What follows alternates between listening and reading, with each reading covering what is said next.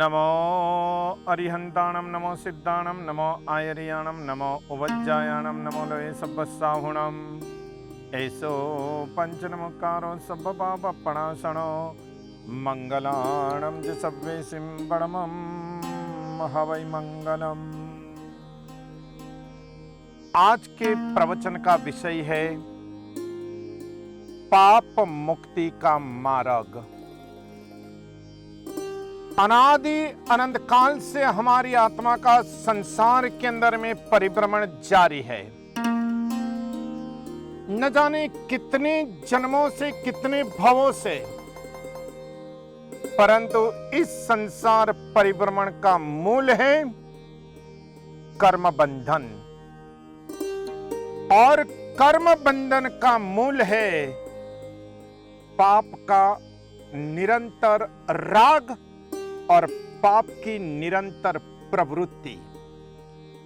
जब तक इंसान अपने जीवन में पापों से मुक्त नहीं होता है, पाप बुद्धि से मुक्त नहीं होता है, पाप राग से मुक्त नहीं होता है, पाप आकर्षण से मुक्त नहीं होता है, पापों की रुचि से मुक्त नहीं होता है, तब तक वो कर्म बंधन से कभी और कतई नहीं बच पाएगा। इसलिए हमारे शास्त्रकार भगवंतों ने, तीर्थंकर परमात्मा प्रभु महावीर ने मानव जीवन में जितना हो सके उतना पापों से निवृत्त होने का, पापों से मुक्त होने का, पापों से रिटायरमेंट लेने का आदेश दिया है, उपदेश फरमाया है और संदेश प्रदान किया है। मुझे एक छोटी सी कहानी याद आ रही है। बैसाख महीने की गर्मी के दिन, मध्याह्न काल का समय, और एक मुसाफिर अपने मस्तक पर सामान का पोटला लेकर रास्ते में जा रहा था। अकेला आगे बढ़ रहा था और पता नहीं जितने में क्या हुआ, पीछे से नगर का राजा रथ में सवार होकर के आ रहा था। काफी दूर से राजा ने देखा एक मुसाफिर, मध्याह्न का काल, आसमान में सूर्य तपता है, नीचे पृथ्वी तप रही है। इंसान बेचारा कितना थक गया होगा और कितना परेशान हुआ होगा। सारथी को आदेश देते हुए कहा, जैसे उस मुसाफिर के पास अपना रथ पहुंचे वहां पे रथ रुका देना। जी महाराज, जैसी आपकी आज्ञा। और कुछ ही देर में उस मुसाफिर के पास राजा का रथ पहुंचा और राजा साहब ने देखा, गौर से देखा, पसीना से तरबतर, सर के ऊपर सामान का पोटला, सामान का भार, और बेचारा बड़ी मुश्किल से इस कड़ी धूप में चल रहा था, इस चिलचिलाती धूप में चल रहा था।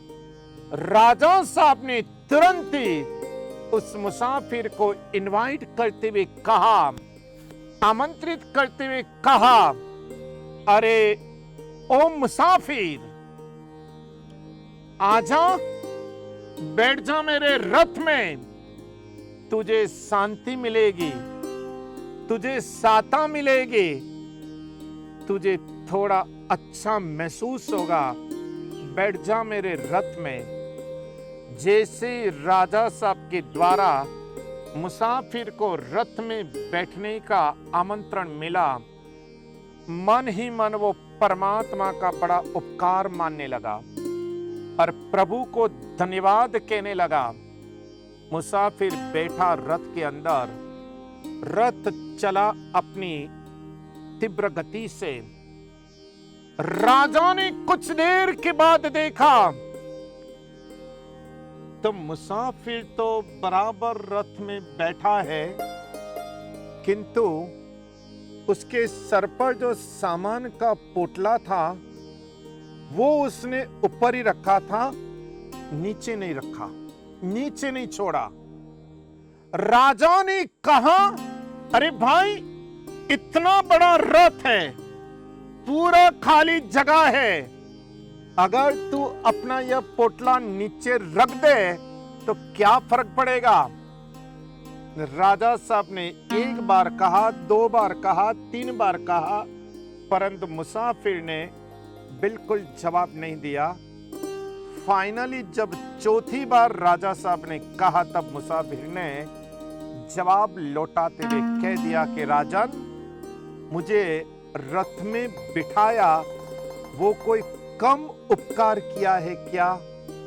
नहीं नहीं, ये पोटले का भार तो मेरे सर पर ही बराबर है, यह पोटला तो मेरे मस्तक पर ही बराबर है। यह तो एक छोटा सा उदाहरण है, यही बात हमें खुद को लागू हो रही है। रोज सुबह भगवान के मंदिर में हम जाते हैं, रोज सुबह हम परमात्मा के चरण में मत्था टेकते हैं, रोज सुबह हम भगवान के चरणों में नमन करते हैं। परमात्मा हमें कहते हैं कि हे इंसान, जब मेरे चरणों में अपना मस्तक झुका रहा है तो एक काम कर, अपने सर पर से पाप का पोटले का भार यहां पर रख दे तो रिलैक्स हो जा। और हम भी बड़े होशियार ठहरे उस मुसाफिर जैसे। हम भी प्रभु को यही कहते हैं, प्रभु आपके दर तक आने दिया वो कोई कम उपकार किया है? पाप का पोटला तो मेरे सर पर ही बराबर है। हम प्रभु के सानिध्य में जाकर प्रभु के चरण में पहुंचने के बावजूद भी खाली हाथ वापस लौटते हैं और वापस नए पापों के दौर में अपने आप को लिपट लेते हैं। यहां परमात्मा महावीर ने पाप की मुक्ति का मार्ग बताया। कैसे? हे मानव, हे पुण्यशाली, हे इंसान, आधार पापना पोटलाना भारने हलवो कर धीरे धीरे, मुक्ति का यह मार्ग सच्चा बताया श्री महावीर ने, बताया श्री प्रभुवीर ने।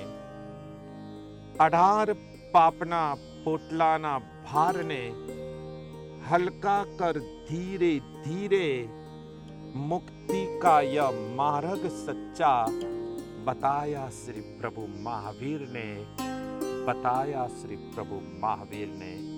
आइए पाप मुक्ति के मार्ग पर कदम उठाते हुए जहां जहां जिसमें जिसमें पाप हमें दिखाई दे, पाप हमें समझ में आए, वह हमारा अंतर जागृत दशा प्रकट करें, इनर अवेयरनेस हम लोग पैदा करें और हो सके उतना मनुष्य जीवन से पाप मुक्ति का मार्ग चूज करे, पाप से मुक्त होने का अपने मन के अंदर दृढ़ संकल्प करे।